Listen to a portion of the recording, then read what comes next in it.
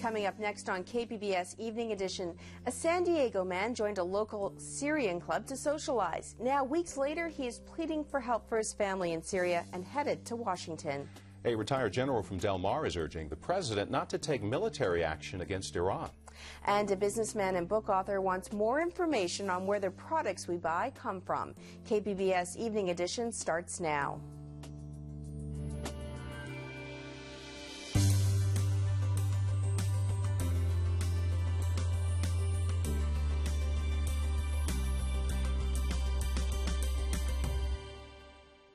Hello, thanks for joining us. I'm Joanne Ferrian. I'm Dwayne Brown. Trustees of the San Diego Unified School District are getting a second reading of a plan to lay off more than 1,600 employees. The district is expecting a budget shortfall of up to $122 million next year, and officials have been asking the employee unions for concessions. Those concessions include foregoing a pay raise. So far, the teachers' union has not agreed to negotiate, saying the current budget forecast is based on unreliable state projections. State law requires teachers get layoff notices by March 15th. Today, in his first news conference of the year, President Barack Obama pushed back at calls for tougher U.S. action against Iran. Republicans have been pushing for the U.S. to get tough because of Iran's suspected nuclear weapons program. Mr. Obama says there's still time for diplomacy, and he's getting support from some retired military and intelligence officials, including one from Del Mar. I spoke with retired Marine Corps General Joseph Hoare at his home today. He replaced General Norman Schwarzkopf as Chief of Central Command in the Middle East in 1991. General Joseph Hoare and several other retired generals signed off on an ad in the Washington Post this week. It urges President Obama to avoid military action in Iran. Hoare thinks there needs to be a national discussion, not a political debate about going to war with Iran. Nobody ever discussed 8 or 10 years ago what the cost was going to be for invading Iraq.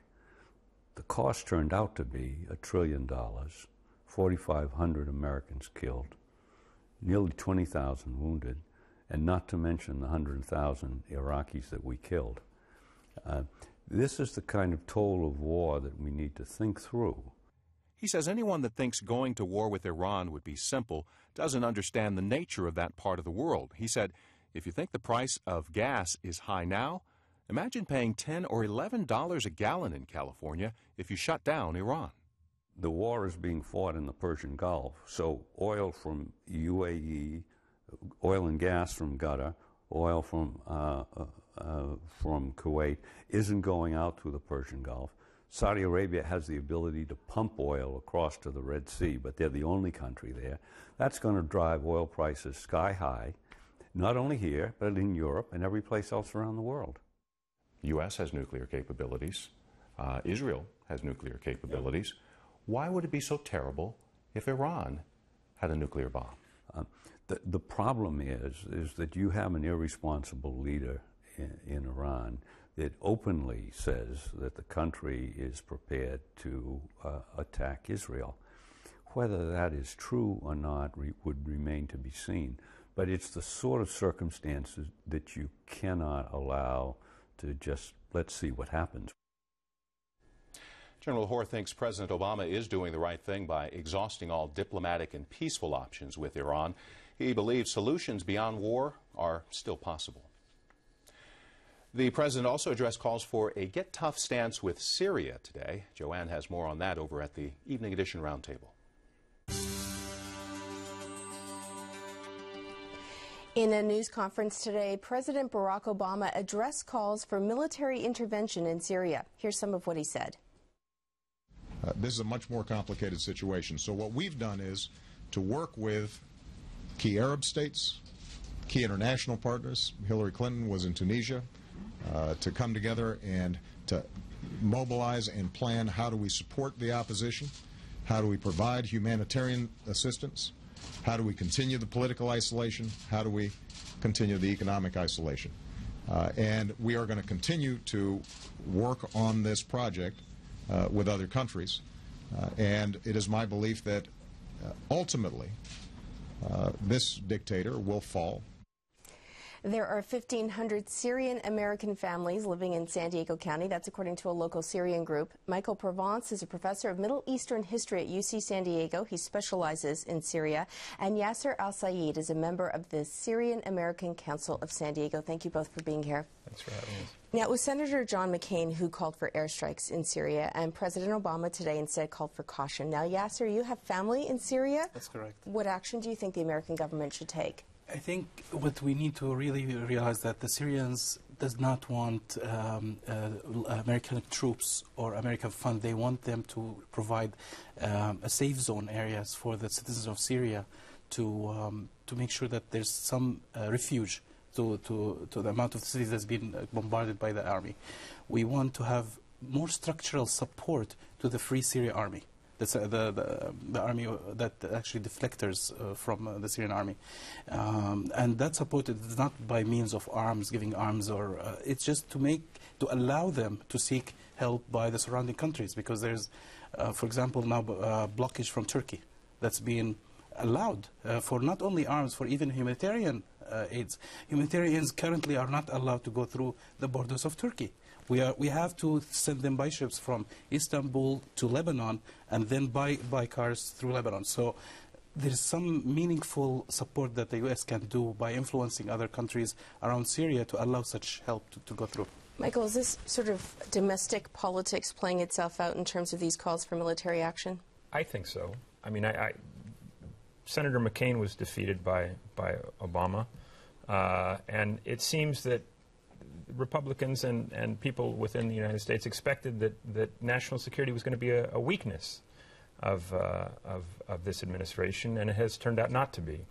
So it seems that the calls about Iran, Syria, and so forth are ways to kind of score domestic points, we can say. But I think that, you know, there's no good possibility and no reason and no strategy for intervention in Syria beyond what Yasser has mentioned, which in some cases is already happening in Turkey and in some of the, especially Turkey, but some of the surrounding countries. It's going out from Syria. There's refugees that's leaving. That's happening actually. Yeah. So there is camps in the Turkish side. What is needed? There's a lot of wounded that are not being sent to the proper hospitals, because as we saw reports today, the government hospitals are taking the wounded from either the Free Syrian Army or the civilians, take them direct to jail. So they are fearful to go to the hospital. So there's basically temporary hospitals being done in homes or mosques, and they need all these supplies, and so that's the point, that there's supplies not coming into. And you hear firsthand reports from your family. What do they tell you? So few things. For example, a couple of my family members in Damascus has been held for 2 months now in jail. Nobody knows where they are. Simply they are absolutely in a demonstration, peaceful demonstration, calling for freedom. That's the beginning of the where people start to say, we want freedom, we want to have our human right, and that's about it. There was not even one arm in there. Another family member who was simply in Homs, and he was in a demonstration, got a bullet. He tried to get, so he got the bullet. He didn't die from it. He was taken to hospital. The hospital basically looks like there was army brigade in there, so they didn't go there. He died actually from just losing blood. Some other very, very sad story that is the beginning actually happened in Daraa, and this is from my wife's side.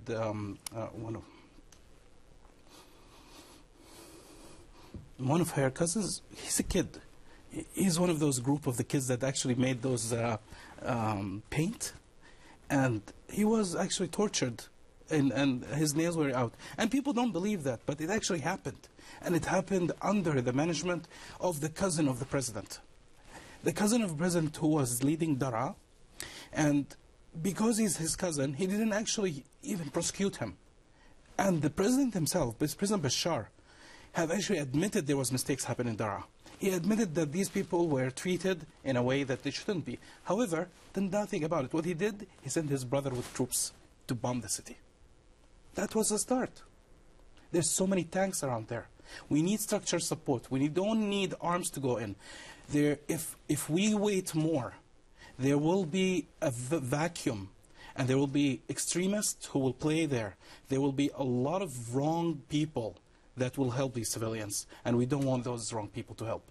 We want structure, we want proper government, and that's some of the support I have for General McCain is because of that. Not to freely put arms in Syria. That's not what we're calling for. We are out of time, but Yasser, before we leave you, I do want to mention that you joined the local group here to socialize with fellow countrymen, and now you are going to Washington, D.C. Correct. Why? Correct. So basically, Washington, D.C., it's the annual anniversary for the start of the Syrian revolution.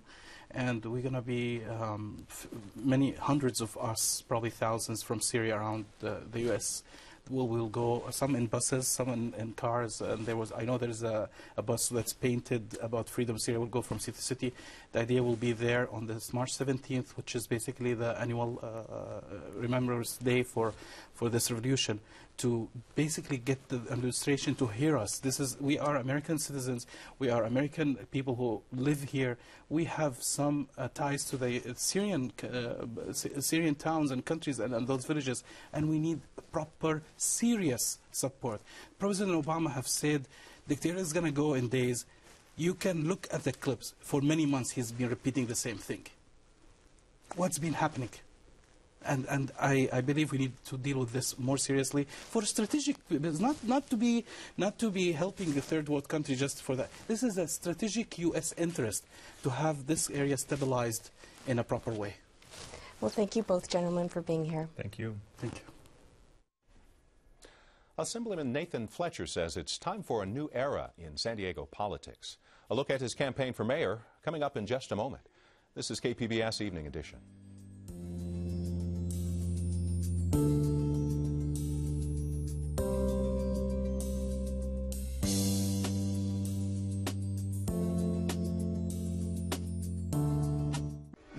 Saturday. Tony Bennett. I wake up in the morning, I can't wait to sing. The singer they all want to sing with, and they do. Recording his hit album, Duets 2. Look for today's great stars with Tony Bennett on Great Performances. Wednesday at 9 on KPBS. I love KPBS because when I wake up in the morning and that radio station goes on, 89.5 goes on, I know that I am going to get information that I can trust, that I can respect, that I can value, and I know I'm getting the truth. It's your economy, your health, your environment, your country, and it's your choice for president. Need to Know, covering the issues that matter to you most. Watch Need to Know Friday night at 8:30 on KPBS. KPBS Evening Edition is made possible by Joan and Erwin Jacobs and by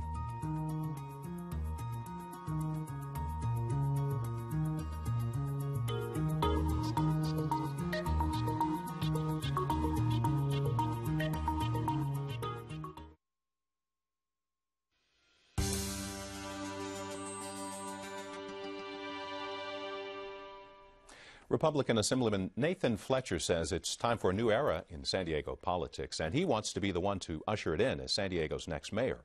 But Fletcher faces an uphill climb running against 3 of the city's political heavyweights. As part of our series on the race for San Diego mayor, KPBS Metro reporter Katie Orr has this profile. The sun is just coming up in Little Italy, but on this Wednesday morning, Assemblyman Nathan Fletcher is already hard at work. Fletcher is a devotee of CrossFit, a demanding workout that focuses on stretching, weightlifting, and shorter, intense bursts of cardio. Fletcher tries to make it 4 days a week. The married father of 2 boys says he'll often give up an hour of sleep to get in a good workout. For me, I find my mental health and my physical health are really closely aligned. And so it's a great stress relief. I have more energy during the day. I feel better. I also I like the competitive nature of this workout. Fletcher goes through his workout with a focused concentration. It's the same concentration he'll need to bring to the mayor's race if he wants to come out on top. Fletcher faces competitors who have high name recognition. And while he shares his name with San Diego's wealthy Fletcher family, he's not related to them. His opponents are also steeped in local politics. But Fletcher has spent his time in office in Sacramento, where state issues rule the day. He was first elected to the Assembly in 2008. Prior to his election, the 35-year-old spent 10 years in the Marines, including a tour in the Sunni Triangle region of Iraq. Fletcher is the youngest major candidate in the race. Still, he doesn't see himself as a newbie. I think our experience is our greatest asset. I've led men in combat. We've literally made life and death decisions under direct enemy fire. We've demonstrated the ability to lead in challenging and difficult environments. And more importantly, we've demonstrated an ability to tackle and grasp complex, difficult issues, build those coalitions that are necessary to achieve important things. Fletcher often cites his ability to work across party lines, and several pieces of legislation have made him better known in San Diego, though for different reasons. Perhaps his most high-profile bill was Chelsea's Law, which increases penalties for violent sex offenders. It was named after Chelsea King, who was raped and murdered by a sex offender in Rancho Bernardo in 2010. Fletcher says King's parents approached him about authoring the legislation, which passed unanimously in both the state assembly and Senate. Ayes 65, no 0, measure passes. Governor Arnold Schwarzenegger signed it into law. It was a different bill that brought Fletcher more critical attention. In October 2010, Fletcher authored a state bill that allowed more tax money to be diverted for downtown San Diego redevelopment. The city council had begun considering the issue on its own, and some members blasted Fletcher for swooping in. But Fletcher makes no apologies for the bill. If I have the opportunity to go and get billions of dollars for infrastructure which is crumbling, provide more money for our city, more money for our school, and let San Diegans keep more of their money in a way that there will be a full debate on how it's spent, I'll do it every single day. Despite that rocky entry into local San Diego politics, Fletcher stresses he's the man to guide the city into a new political era. Our city has really been through an awful decade. It's a period of time that was really defined as Enron by the sea. And I think that this election offers us an opportunity to close that chapter on San Diego and really open a new one about what is the city that we want to bring.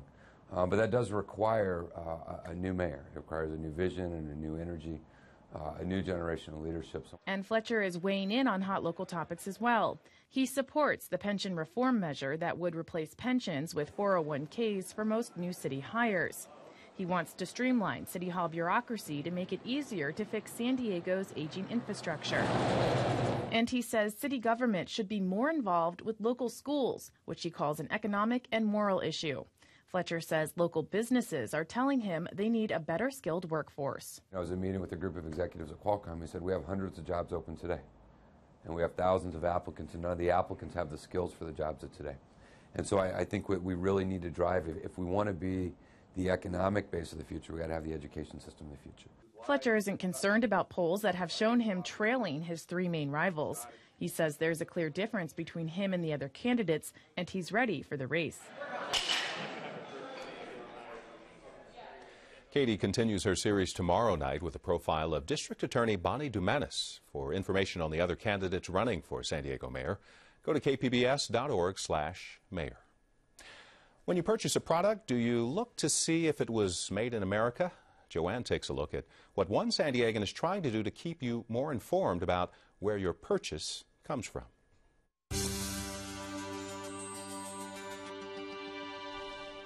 The U.S. buys more from other countries than it sells. A San Diego businessman wants to change that using labels. Former Republican politician, business owner, and book author Alan UK is here to explain. His new book is called Buying America Back. Welcome, Alan. Thank you for having me. Give us a little background. First of all, who is America's biggest trade partner? Well, biggest trade partner is China. And we buy much more, especially manufactured goods, from them than we do any other country. So we have some numbers to show people at home. So this was, I believe, from 2010, these statistics. Yes. Exports to China, $91 billion. Imports to U.S., $364 billion. So what you end up with is what's called a trade deficit. Now, let's talk about labels. How would labels make a difference in terms of that balance? Well, the label's actually a bigger picture than even the trade ratio with China. What I want to do is put labels on products which don't tell you just one thing like made in China or U.S. What will happen is you have a list of the percentage of countries that are contributing to that product. And things are made from many countries now. There's components coming from all over the world when you make things.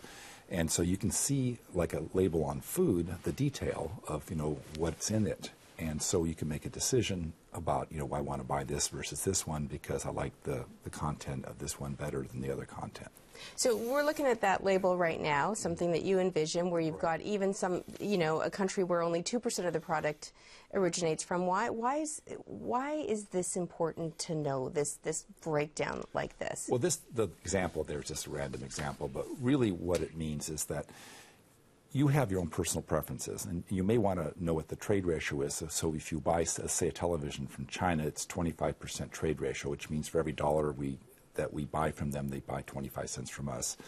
Actually, Korea is 79%, a big difference, and Taiwan 72%. So there's a giant trade ratio difference between even different countries that we do business with for the same products. And you're much better off the U.S. economy buying Korean or Taiwanese television than you are Chinese, as an example, or Japanese even.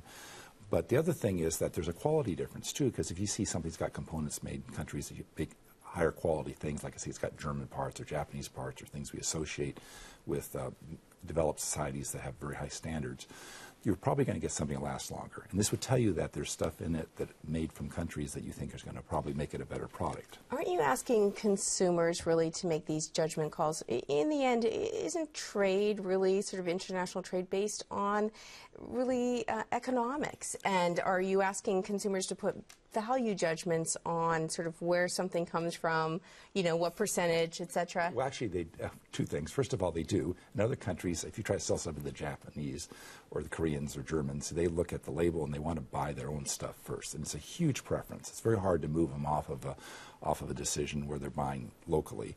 And U.S. isn't like that, so we have a disadvantage. It's like a football game where they tackle and we don't, And so trying to sell something to the Chinese, they'll do anything but buy an American product. In fact, of the exports we have to China, the two largest items are recycled paper and metal. They try to not buy any manufactured products in the United States. And so as a manufacturer like myself, I sell to 60 countries. The one country I don't sell to is China. They won't buy anything from me, but I sell to Taiwan, Korea, Japan. Yeah, so you have a business, and yes. So are any of the manufacturing parts for your business come from other countries? Yes, we buy things from all over, including China. Like right now, electronics, for example, is heavily made in China. It's very hard to not buy things that have Chinese components in it. And as I said, there's percentages. And by the way, my stuff is labeled as made in USA because the vast majority is American made, but there are components from other countries. And this is actually an action against myself. It will, yeah. Actually, but I think it's only fair because we're sitting here going, we paid made in America, but actually there's 10% coming from China, let's say, in this product. People should know that. Instead of they're buying this thinking that it's 100% American made. And if you start looking at labels on everything, it's like food. Once you start seeing the labels, you realize that a lot of them don't look good, but they could change their act. But I can't unilaterally change it because my costs would be higher unless everyone else changes it. So the bottom line then, if these labels sort of stop somebody from buying something made in Taiwan or somewhere else, how would that help our economy? Well, actually, if you buy it from Taiwan instead of China, it would help the economy because that trade ratio is 72% versus 25%. If you buy it American, which is a 1-to-1, it would be that much more of an improvement. And these differences add up. In fact, they add up to the majority of the economy. We don't have a lot of time left. I know that this is a bill that you're hoping to get support for. It's not just a book, but this whole labeling issue. You want a law passed saying to do this. The bottom line, though, for people at home, don't they just want to buy things that are cheaper? Not necessarily. In fact, the last example I'll give you is clothes. Okay, I should be wearing a jumpsuit if I wanted to have the most efficient, cheapest thing. Neither of us are wearing jumpsuits. We bought this because we like the fabric and the color and the cut. And actually, if you looked on the label, I'd rather buy it from a country that I liked, like maybe these are made in Haiti because the Haitians need some money, versus another country that doesn't. And so it is personal preference, and where the content comes from is our right, really, to know where we're sending our money. Alan UK, thanks for being here. Well, thank you for having me. And Buying America Back will be available April 12th. This is KPBS Evening Edition.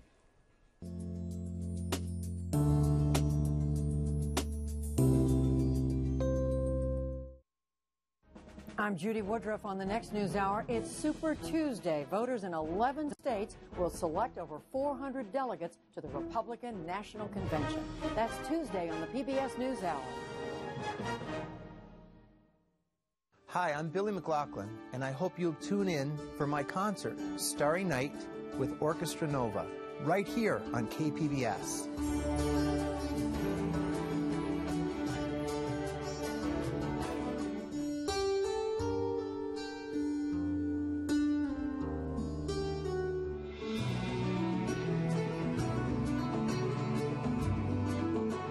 premieres March 18th at 8 on KPBS. The American people have named PBS the most trusted source of news and public affairs for the 8th year in a row. Trust. The American people have spoken. Thank you.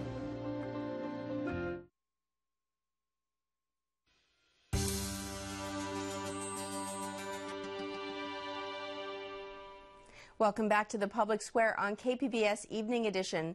Earlier, Dwayne talked with a retired Marine general who co-signed a Washington Post ad opposing war in Iran and urging diplomacy. We've already gotten some response on our website. Frequent contributor P. King Duck SD writes, pundits are always touting what would war mean. Should we strike? Should Israel strike? Etc. But this needs to be looked at in a balanced manner that analyzes the consequences of war versus the consequences of a nuke-capable Iran. He continues, it's my opinion that war could actually be more detrimental than managing this through diplomacy. Now, we got a very different point of view from David, 65, who asks, has anyone thought how different our world would be if Israel had not bombed Iraq's nuclear program in 1981? The Persian Gulf War would probably never have occurred because Saddam Hussein would have nuclear weapons to keep us at bay. He'd still be alive and in power, too. He closes with this thought. You don't have to like Israel's strategy of bombing Iran, but to think diplomacy will keep them from obtaining a nuclear weapon is idiocy. Now, tomorrow night on Evening Edition, with the debate over women's rights to contraception in the spotlight, we'll take a look back at one of the most critical decisions affecting women's reproductive health. It's been nearly 40 years since Roe v. Wade legalized abortion. And Sarah Weddington, the attorney who successfully argued that case before the Supreme Court, will be in our studio tomorrow. Send me your questions for Sarah Weddington. You can email me at jfarian@kpbs.org. Some students at Mount Carmel High School give new meaning to the words aim high. Take a look at this. This is not NASA video. It comes from a helium balloon students launched on a recent Saturday morning. It went up about 100,000 feet. The students called the project Icarus One, and they equipped it with sensors and cameras to track its trip. It was even able to send live pictures. The students are planning another balloon launch this semester and eventually want to build a compact satellite to be launched into space on a rocket. Wow. We've got the whole video from Mount Carmel High School on our website, along with all the stories you saw tonight, so you can watch and leave your comments. The web address is kpbs.org/evening edition. Thank you for joining us. Have a great night. We leave you with a look at the forecast.